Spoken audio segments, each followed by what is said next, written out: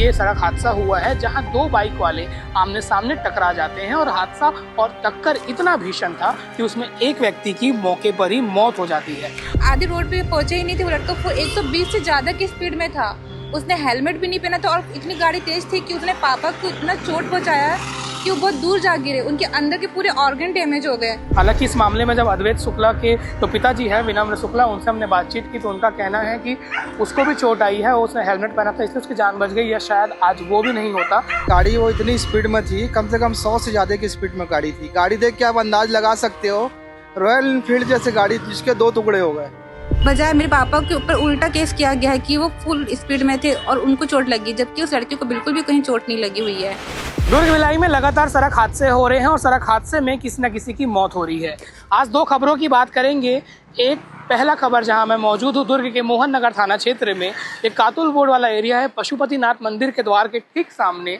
यहां आप देख सकते हैं रोड में निशान है, यहीं पर एक व्यक्ति के साथ सड़क हादसा हुआ था जिसमें उसकी मौत हो गई इलाज के दौरान। जिसकी मौत हुई है उनका नाम फ्रांसिस केरकट्टा बताया जा रहा है, जो 54 साल के थे और पास में ही घर है और टी स्टॉल चलाते थे। उनके पूरा बड़ा परिवार है, 5 बच्चे हैं, यहाँ पे अपनी पत्नी और बच्चे और बेटे बेटी के साथ रहते थे। पूरा मामला 18 तारीख का है। 18 तारीख को वो स्मृति नगर अपने काम से जा रहे थे, स्कूटी माएस्ट्रो थी सफ़ेद कलर की।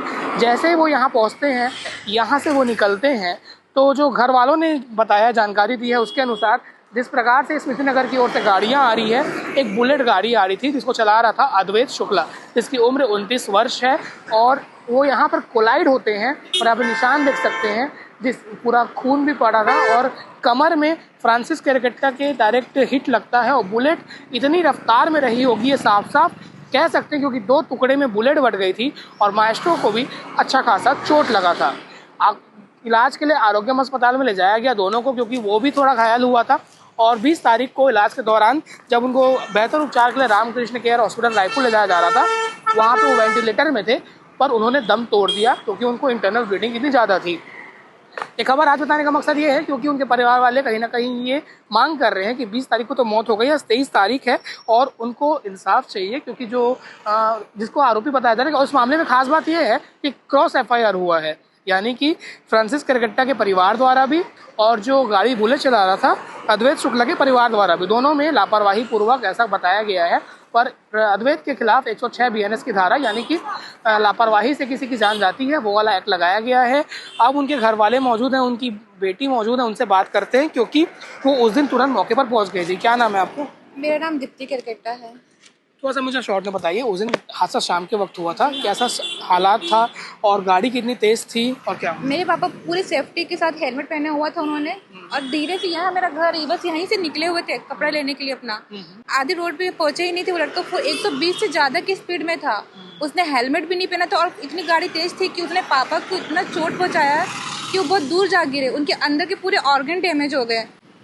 120 स्पीड आप बोल रहे हैं, मतलब बहुत ज्यादा स्पीड में थी वो। उनकी गाड़ी का आप हालत देखेंगे तो गाड़ी 2 टुकड़े में अकेले चला रहा था गाड़ी? वो अकेले था गाड़ी में उस वक्त में। फिर वो तुरंत भाग गया कि रुका था वहाँ? वो भागने की हालत में नहीं थी, उसकी गाड़ी टूटी हुई थी, वो भाग ही नहीं सकता था कहीं। वो उसको थोड़ी सी ही चोट लगी, मामूली सी चोट लगी है उसको। और मेरे पापा को पूरा इतना ज्यादा डैमेज हुआ है कि वो हॉस्पिटल में एडमिट कर, उनको तुरंत ICU शिफ्ट कर दिया गया।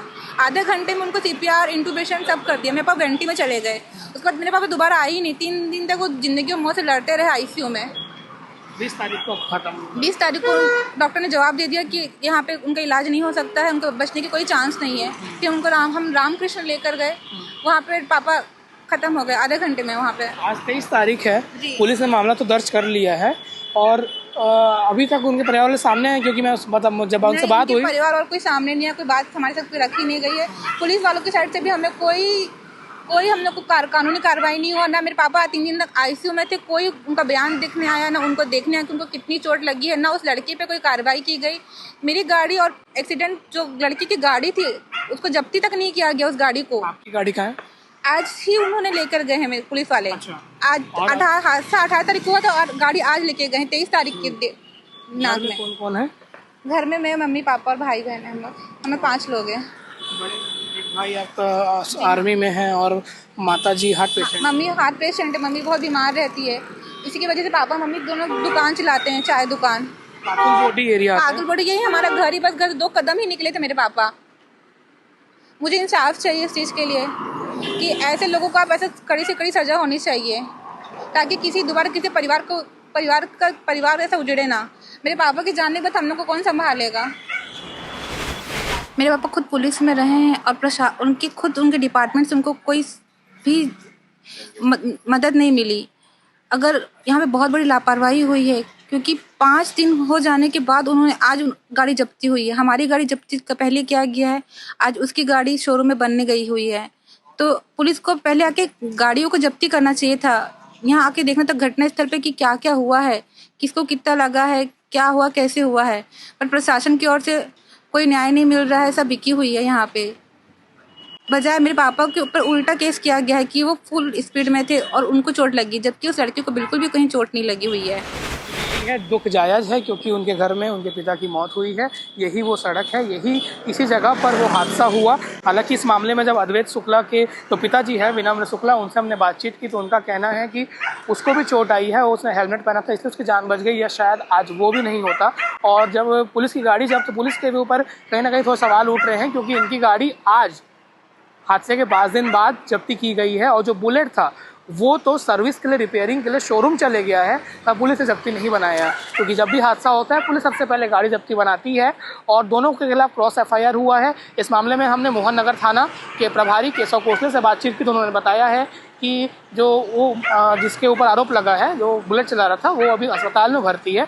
उनके पिता का कहना है कल डिस्चार्ज हो चुका है। अब देखना ये होगा कि इसमें क्या होता है। पुलिस ने धारा जोड़ दिया है, पर सड़क सुरक्षा और सावधानी से गाड़ी चलाना बहुत ज़रूरी है, क्योंकि इससे किसी के भी किसी भी घर में किसी भी व्यक्ति की जान जा सकती है, और वो जिंदगी भर का दुख उनके ऊपर रह सकता है।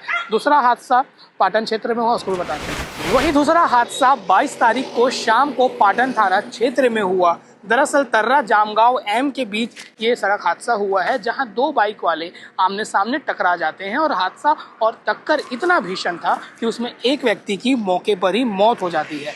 पाटन थाना के प्रभारी राजेश मिश्रा से जानकारी मिली है, उसके अनुसार बाइक सवार CG07 DA17 और कुछ जो आगे नंबर है वो आ रहा था, वहीं सामने से CG07 BF 3034 बाइक आ रही थी। नवीन कुमार बोरसी निवासी, जिसकी उम्र 36 वर्ष थी, उसके सिर में चोट आई और उसकी मौके पर ही मौत हो गई। वहीं दूसरा जो व्यक्ति था, बाइक चालक था, मुरलीधर 63 साल का, उसकी हालत गंभीर है और उसका इलाज चल रहा है। यानी कि सड़क हादसे लगातार हो रहे हैं, लोग रफ्तार के कहर में भी फंस रहे हैं, लापरवाही ड्राइविंग में भी फंस रहे हैं, कभी किसी और की गलती के कारण, कभी खुद की गलती के कारण, पर सड़क हादसे हो रहे हैं और मौत हो रही है। इसलिए सीट बेल्ट लगाना कार में और बाइक में, हेलमेट लगाने के अलावा भी आपको गाड़ी देख के चलानी है, क्योंकि दूसरे की गलती से भी आपकी जान जा सकती है। और जिस वक्त मैं मौजूद हूँ जहाँ हमने आपको खबर बताया है, इसमें आप देखिए कि कैसे एक उड़ती हुई बुलेट ने एक आदमी की जान ले ली। अब इसमें भले ही उनके परिवार वालों से कहा जा रहा है कि लापरवाही स्कूटी सवार वाले की भी थी, पर जहाँ पे उन्होंने प्रत्यक्षदर्शियों से जो बातचीत की है वो भी आगे मैं लगा दूंगा।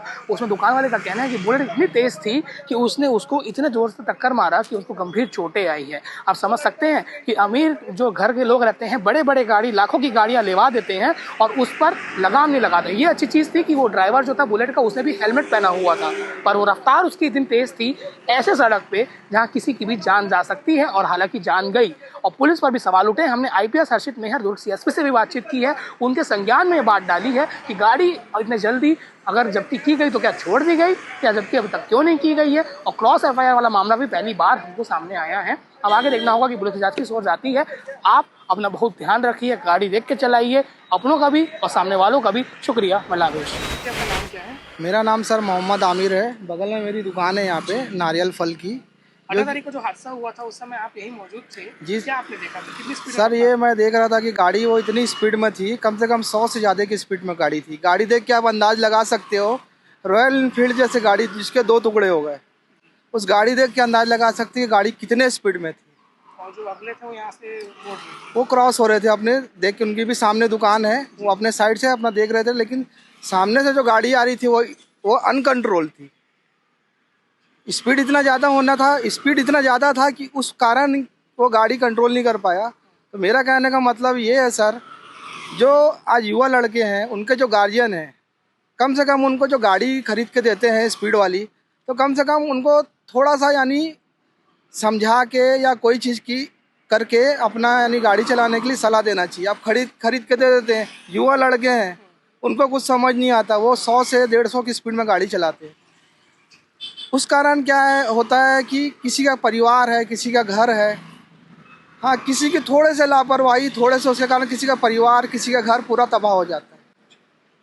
तो कि खासकर कि प्रशासन से जो युवा लड़के हैं उनको खासकर नसीहत दिया जाए, उनके प्रति कुछ अभियान चलाया जाए या कुछ ऐसा रास्ता निकले जिससे कि, क्योंकि नॉर्मली आज के डेट में देख सकते हो ये युवा पीढ़ियों के कारण ही हो रहा है, ये हादसा जो हो रहा है।